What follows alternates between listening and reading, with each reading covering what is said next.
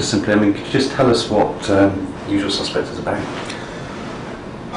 Well, I used to pitch it two ways when I was selling it, and that was what is it?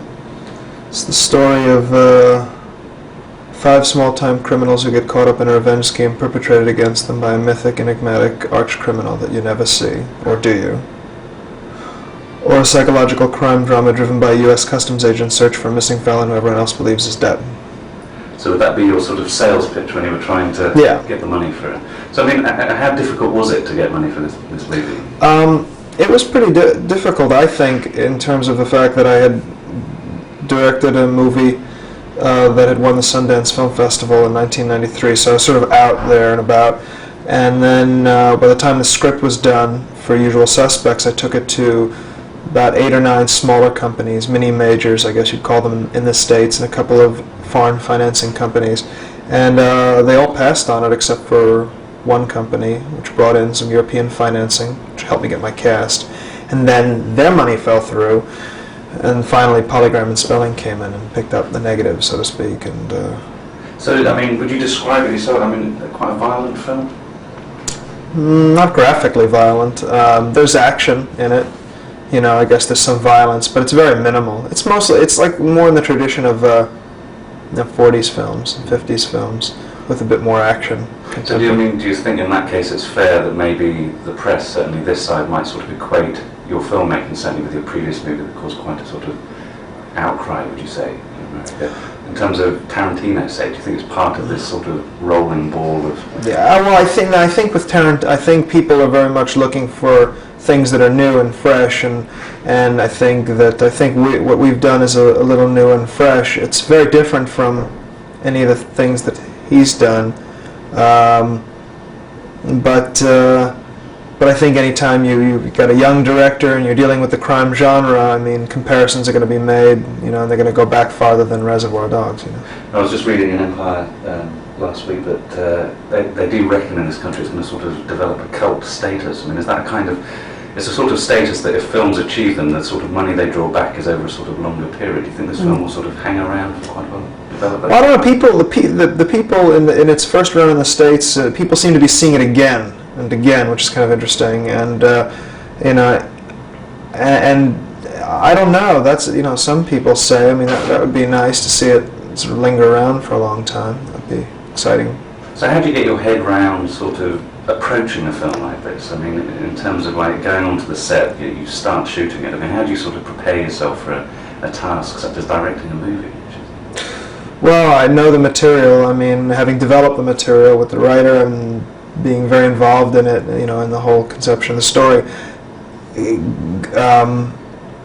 knowing the story, knowing the characters, knowing everything so well that there's no one on the crew or the cast that, you know, that sort of knows it as well as you, and then you go in with the confidence of the storyteller. And I mean, you've sort of known Chris McQuarrie sort of since you were young. I mean, how would you sort of describe your working relationship? We injure each other. Paper cuts. No, it's really awesome. You know, we've been writing together and thinking of ideas together and impressing each other with our, you know, I don't know, attempts at talent for years. So it's very natural, you know. I mean, I think the thing that's nice for him is he really trusts me as a filmmaker, so it enables him to sort of write free, and knowing that I'll cut, paste, crisscross, flip-flop, or, you know, or call for more material if I'm not satisfied. But that when I am satisfied with what he's written, then it's there, and he's, you know, gives him freedom. He doesn't govern himself as much. So I mean, the casting is quite interesting. I mean, there's Gabriel Byrne, Peter Postlethwaite in it. I mean, how did you sort of arrive at the actors that you chose?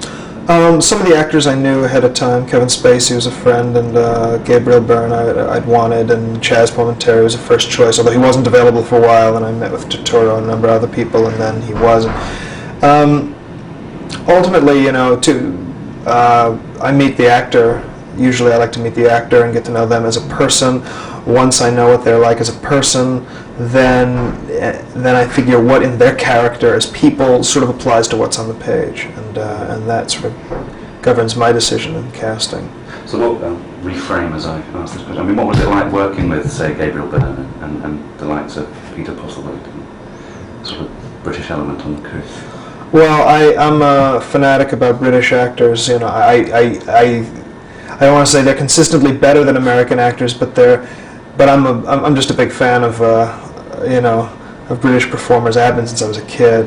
So you know, Pete, you know, was great. I mean, it lended a whole new dimension, a whole new sensibility to sort of the mosaic of the movie. I mean, there seems to be sort of quite a tradition in America for a lot of British actors can invariably be cast as sort of evil characters. There seems to be a sort of calm, collected menace to British. Well, it's like Star Wars started that, where all the rebels were American and and the Empire was, with the exception of Darth Vader, was British. I remember that. But I loved them. Peter Cushing, you know, charming to the last, you know. Yeah, well, it's because what you have, but you have the same thing in America. When you have really fine actors, really calculated, intelligent, meticulous actors, they generally fall more into character roles than they do into leading roles. I mean, there are a few, like Ray Fiennes, and a few in Anthony Hopkins that are you know, that have risen to lead status, but generally, you know, really fine actors. I don't know, they tend to fall into the character roles, and character roles are often villains, at least the most interesting character roles. So, I mean, who would you say your sort of major influences in your sort of filmmaking career? Is there a sort of filmmakers who do you sort of... Well, I would say all the usual suspects. I don't know, Kubrick, Spielberg, Scorsese, Altman, Kurosawa, Fellini, I don't know, Fosse, Bob Fosse. There's the usual, everybody, the obvious. So, I mean, I have written here, I don't know if this is true, but you were quoted as saying that you used to blow things up as growing up in New Jersey. I mean, do you say there's a violent streak or a fascination with violence? No, I think there's this fascination with spectacle. You know, when I was a kid, we used to blow off go buy a bunch of fireworks, usually illegally, to explode them. And it occurred to me that why waste such spectacle? You know, why not film it? You know, in fact, why just film it? Why not incorporate it into a war movie? You know. And then and I think that's where that comes from. So how much did the film cost to make? Oh, around 5.5, 6 million. So I mean, that's quite a sort of medium, small budget. For this scale film, yeah. We shot it in actually 35 days, which is actually... That's the real challenge, is how many days. I mean, days, you know, time is money, so it translates. But sometimes you can have, you know, our actors really worked for well below their normal fees. But often, you know, that's the real sort of test. And 35 days really fast shoot for this kind of budget. I mean, this kind of a picture. So I mean, the situation in America seems to be one in which, I mean, there are quite a few sort of, like as you describe it, mini major sort of companies distributing movies which are of a sort of low budget in American terms. I mean, there seems to be a sort of emphasis of the independent production in America as much as there is here. I mean, do you think the days of the major studios, they seem to be pushing more towards Waterworld, $200 million to make, etc. And there's more scope for sort of, say, smaller movies like yours, without which... Yeah, it depends on the guts of the studio. It depends on what they're going to try. I mean, this goes in phases. In the 70s, I mean, movies... You know, or late 60s, early 80s, movies like Raging Bull were, you know, $18 million movies, and Warner Brothers was distributing The Devils by Ken Russell. So it's sort of like, this will go up and down. I think the resurgence of independent films is pretty strong now. Perhaps if we went to war, it would be even stronger. Who knows what guides these things? You know, Pulp Fiction, Waterworld, you know, what does that mean? I don't know. I tend to think that Waterworld will probably make back its money, and then the studio will be like, see, you know, but maybe I'm wrong. I don't know. So in terms, again, of Usual Suspects, I mean, the narration seems to be quite a significant aspect of the film. I mean, could you just describe how you came to that decision to use the narration and why you decided to use it in this sort of novel way? Well, the movie, The Usual Suspects, is really about storytelling. I mean, that's really what it's about, you know, kind of like the Arabian Nights, the telling for the sake of telling, you know. And so the narration seemed the logical sort of plot device, because, you know, and it's very traditional, you know, it's sort of like from Citizen Kane and beyond, you know, back. I mean, it all happened back then and this and that. But for me as a filmmaker, it was also very advantageous because because basically I had verbal Kevin Spacey as this crippled narrator, babbling in interrogation. He was our storyteller, and I had Chaz Palminteri as this customs agent Kuyan, and he was the audience, and that's basically you build from there. I used to draw charts because there's so many characters. I used to draw charts of all of them and their relationships with one another. So it's to make sure that they all made sense and their journeys were all all cross-connected and all serve the story. So quite complex, really. So yeah, it's a complicated movie, but I don't know. I like to think there's enough entertainment value to dazzle a bit, and then interesting ending. So sort of finally, in terms of what you're going to do next, what other projects do you sort of look forward to? Well, I'm writing and directing part of a science fiction anthology movie for Miramax. I'm adapting a famous Isaac Asimov short story. Then after that, I think I'm going to be adapting the work of a well-known novelist, a book I actually read about 10 years ago. But that's not official yet, so that's...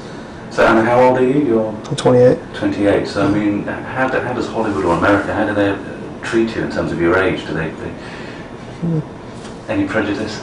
They like the young, the whiz kid type thing. I think so. That's part of it. I feel like I've been making films. I have been making films since I was 13, so I feel like I've been doing this for a long time.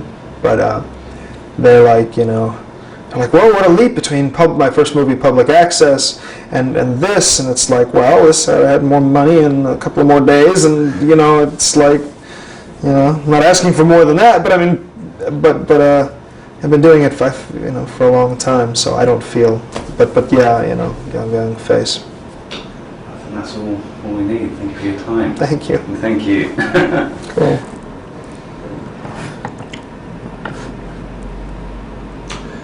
So, thank you.